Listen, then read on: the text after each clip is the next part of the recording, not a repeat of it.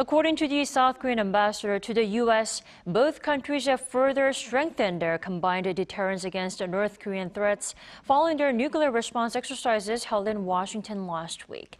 And more follow-up joint drills are to come. Our Rae-hyun reports. The South Korean ambassador to the U.S., Cho Tae-yong, on Monday said that Seoul and Washington made practical progress in strengthening extended deterrence, referring to the U.S. using the full range of its military capabilities, including nuclear weapons. Following the 8th Deterrence Security Committee tabletop exercise last week in Washington, which mainly focused on the response to any potential use of nuclear weapons by North Korea, Cho said the two countries will seek to hold follow-up exercises in the very near future. Highlighting that Seoul's top officials will put more effort into making the North return to dialogue, Cho also mentioned that the North's provocations would only result in international sanctions and further isolation of the North from the global community.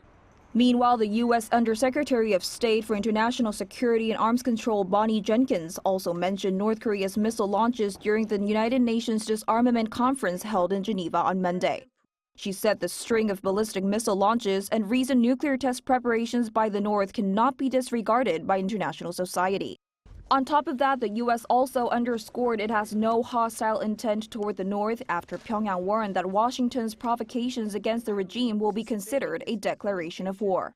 U.S. State Department spokesperson Ned Price said Monday that multiple tests of ICBM, ballistic missiles, and other provocative activities by the North have posed a threat to peace and security in the Indo-Pacific. He also reaffirmed Washington's continued commitment to finding diplomatic solutions, saying there is still an opportunity for Pyongyang to engage in talks. Rae-hyun, Arirang News.